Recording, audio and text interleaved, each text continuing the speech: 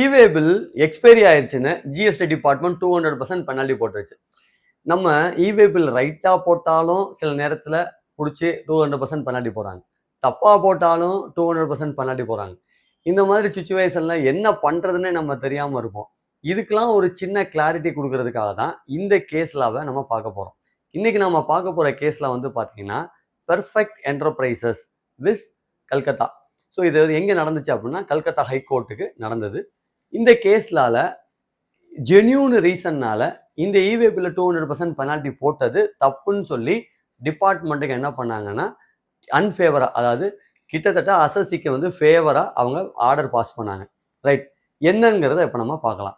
இந்த perfect enterprises அப்படிங்கிறவங்க வந்து குட்ஸை பர்ச்சேஸ் பண்ணி குஜராத்ல இருந்து சிலிகுரிக்கு அனுப்புறாங்க. இப்படி குஜராத்ல இருந்து சிலிகுரி அனுப்பும்போது அந்த குட்ஸ் வந்து ஆக்சுவலா 2ஆம் தேதி ரீச் ஆயிருக்கணும். இந்த கம்பெனி அனுப்பிச்சு விட்ட வண்டி 2ஆம் தேதி அந்த ஊருக்கு போய் சேர்ந்துருச்சு.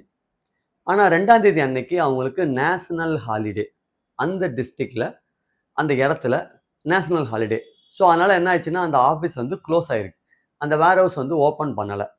ஸோ அதனால என்ன பண்ண முடியலன்னா அவங்களால அன்னைக்கு டேட்ல அந்த குட்ஸை டெலிவரி பண்ண முடியல. ஸோ என்ன பண்ணியிருக்காங்கன்னா 3rd தான் அந்த கடை ஓப்பன் பண்ற வரைக்குமோ இல்லை அந்த வேர் ஹவுஸ் ஓப்பன் பண்ற வரைக்குமோ இவங்க வெயிட் பண்ணி நம்ம அதை டெபாசிட் பண்ணோம். அதாவது அதை டெலிவரி பண்ணிட்டு இவங்க வெளியில வரணும். ஸோ இதுதான் அவங்களோட வேலை. அதனால அந்த வண்டி அந்த வேர் ஹவுஸ் இருக்கக்கூடிய இடத்துக்கு ரீச் ஆயிடுச்சு. பட் அங்கே ஸ்டே பண்ணிட்டு இருக்கு வண்டி. இந்த இடத்துல டிபார்ட்மெண்ட் என்ன பண்றாங்கன்னா 2ஆம் தேதி ஆல்மோஸ்ட் 3ஆம் தேதி ஏர்லி மார்னிங் ஒரு 3 o'clock வராங்க. அப்போ வண்டியில சரக்கு இன்னும் டெலிவரி ஆகாம அப்படியே நின்னதை பார்த்துட்டு அதோட டாக்குமெண்ட்ஸ் எல்லாத்தையும் கேட்குறாங்க. அது கேட்கும்போது அவங்களோட டாக்ஸ் இன்வாய்சஸ், இவே பில்லு ப்ளஸ் வந்து டெலிவரி சலானு இது எல்லாத்தையும் வெரிஃபை பண்ணுறாங்க. அப்படி வெரிஃபை பண்ணும்போது அவங்கக்கிட்ட இருக்கிற குட்ஸும் டாக்ஸ் இன்வாய்சஸில் இருக்கக்கூடிய குட்ஸும் ப்ராப்பராக மேட்ச் ஆகுது. ஸோ குட்ஸில் என்ன நம்பர்ஸ் இருக்கோ சேம் அப்படியே டெலிவரி சலான்லேயும் மேட்ச் ஆகுது.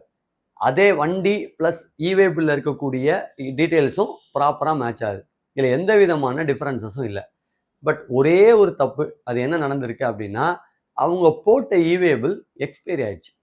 ஏன்னா டியூ டு ஹாலிடேனால. ஸோ 2ஆம் தேதி ஆக்சுவலாக ஹாலிடே. பட் அந்த ஹாலிடே அண்ணனால அவங்களால டெலிவரி பண்ண முடியல. ஸோ வண்டி நிற்குது. 3rd அன்னைக்கு டெலிவரி பண்ணணும்னு வெயிட் பண்ணிட்டு இருக்கு. ஸோ இவங்க வந்து பிடிக்கும்போது டெலிவரி ஆகாதனால எக்ஸ்பைரியான இவே பில்லு அதை நீங்கள் என்ன பண்ணியிருக்கீங்க, இன்னும் வச்சு இந்த வண்டியை வந்து மூவ் பண்ணியிருக்கீங்க அப்படிங்கிறது அவங்களுடைய கண்டென்ஷன். ஸோ டிபார்ட்மெண்ட் என்ன பண்ணிருச்சுன்னா அதுக்கு 200% பெனால்ட்டி சார்ஜ் பண்ணிடுச்சு. பெர்ஃபெக்ட் என்டர்பிரைசஸும் அப்பீல் போனாங்க. ஸோ அப்பீல் என்ன பண்ணாங்கன்னா அந்த ஆர்டரை காஸ் பண்ணல, அவங்க கன்ஃபார்ம் பண்ணிட்டாங்க. ஸோ என்ன பண்ணாங்க, இவங்க ரிட் பெட்டிஷன் போயிட்டாங்க. ஸோ ரிட்டு ஃபைல் பண்ணியாச்சு. ரிட்டு ஃபைல் பண்ணும்போது ஹைகோர்ட்ல கேஸ் வருது. ஸோ அங்கே என்ன பண்ணுறாங்கன்னா இன்ஃபர்மேஷன் சொல்கிறாங்க. ஸோ ஹைகோர்ட்டோட அப்சர்வேஷன் என்னன்னா, டாக்ஸ் இன்வாய்சஸில் எவ்வளோ குட்ஸ் இருக்கு, அந்த குட்ஸை அவங்களோட வண்டியில ஏதாவது டிஃபரன்ஸ் இருந்துச்சா இல்லை. ஸோ ஃபிசிக்கல் குட்ஸும் இன்வாய்ஸும் பக்காவா டேலி ஆச்சு. அதே போல இன்வாய்ஸோட டாக்குமெண்ட்ஸும் இவே பில்ல இருக்கக்கூடிய இன்வாய்ஸ் நம்பர்லேருந்து வெஹிக்கிள் நம்பர் வரைக்கும் எல்லாமே பர்ஃபெக்டாக மேட்ச் ஆயிருக்கு. இது எல்லாமே ப்ராப்பர். அண்ட் 2வது விஷயம், இந்த வண்டி இந்த நேஷனல் ஹாலிடேங்கிறதுனால டெலிவரி பண்ண முடியல. ஸோ டியூ டு ஹாலிடேனால இந்த வண்டி இன்னும் டெலிவரி பண்ணாமல் அங்கேயே நிற்கிதே தவிர அதனால தான் இவே பில் வந்து எக்ஸ்பைரி ஆயிருக்கே தவிர எக்ஸ்பைரி ஆகணுங்கிறதுக்காண்டி அல்லது இன்டென்ஷனோட அவங்க என்ன பண்ணலன்னா இந்த வண்டியை சும்மா நிப்பாட்டல. ஸோ இது ஜென்யூன் ரீசன்னால தான் இந்த மாதிரி நடந்திருக்கு. அதனால இந்த இவே பில்லுக்கு நீங்க 200% பெனால்ட்டி போடக்கூடாதுன்னு சொல்லி ஹைகோர்ட் என்ன பண்ணாங்கன்னா அந்த ஆர்டரை குவாஷ் பண்ணாங்க. இப்போ இதில் நம்ம தெரிஞ்சுக்க வேண்டியது என்ன அப்படின்னா, நாட் ஒன்லி எக்ஸ்பைர்டு இவே பில் ஃபார் இந்த நேஷனல் ஹாலிடே. ஈவன் சப்போஸ் நம்ம வண்டி அனுப்புகிறோம். வண்டி அனுப்பும்போது அந்த வண்டியில் சம் ரிப்பேர் ஆகுது, இல்லை சம் டெத் கண்டிஷனில் வண்டி நின்றுது. அந்த வண்டியை திரும்ப மூவ் பண்ணவே முடியல. ஸோ இந்த மாதிரி சுச்சுவேஷனில் அந்த வண்டியில் இருக்கக்கூடிய ட்ரக்கை நம்ம ரெடி பண்ணுறதுக்கு டிலே ஆகும். மேபி 6 hours ஆகலாம், இல்லை சம்டைம் 1 day கூட ஆகலாம். அதுக்கப்புறமா தான் அந்த வண்டியை ரெடி பண்ணிட்டு தான் நீங்கள் என்ன பண்ண முடியும், வண்டியை திரும்ப அடுத்து எடுத்துகிட்டு போய் நீங்கள் டெலிவரி பண்ண முடியும். ஸோ இந்த மாதிரி சுச்சுவேஷனால கூட உங்களோட இவே பில் எக்ஸ்பைரி ஆகலாம். ஸோ இந்த சுச்சுவேஷனால இவே பில் எக்ஸ்பைரி ஆகுது அப்படின்னா அதையும் நீங்கள் வந்து ஜென்யூன் ரீசனாக சொல்லி நம்மளால என்ன பண்ண முடியும்னா ஜெயிக்க முடியும். ஸோ அப்போ அந்த இவே பில் வந்து எக்ஸ்பைரி ஆகுது அப்படிங்கிறதுனால நம்ம அவங்க 200% பெனால்ட்டி போட முடியாது.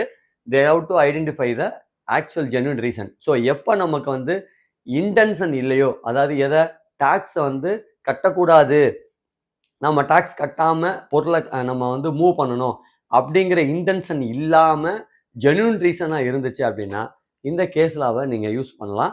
ஸோ கண்டிப்பா இந்த கேஸ் லா உங்களுக்கு வந்து எக்ஸ்பைரி ஆஃப் இவே பில்லுக்கு ஹெல்ப்ஃபுல்லா இருக்கும். நம்ம ஜிஎஸ்டி இந்தியா டெய்லியில கேஸ் லா மட்டும் இல்லைங்க, நம்ம அமெண்ட்மெண்ட்ஸ் பார்க்குறோம், நிறைய டவுட்ஸை வந்து கிளாரிஃபை பண்றோம். ஸோ இதுல ஏதாவது புதுசா ஒரு இன்ஃபர்மேஷன் தேவைப்படுது அப்படின்னா அந்த மாதிரியான இன்ஃபர்மேஷன் நம்ம ஜிஎஸ்டி இந்தியாவில் ரெகுலராக நம்ம கொடுத்துட்டே இருக்கோம். ஸோ நீங்கள் ஜிஎஸ்டி இந்தியா டெய்லியை சப்ஸ்கிரைப் பண்ணுங்க, உங்களோட ஃப்ரெண்ட்ஸுக்கெல்லாம் ஷேர் பண்ணுங்க. உங்களுக்கு ஏதாவது டவுட் இருக்கு, இல்லை சம் கேஸ்லாம் வந்து பர்டிகுலராக இதை பற்றி சொல்லுங்க அப்படின்னா கமெண்ட் பண்ணுங்க. நெக்ஸ்ட் வீடியோவில் அதை பற்றி நம்ம கண்டிப்பாக டிஸ்கஸ் பண்ணலாம்.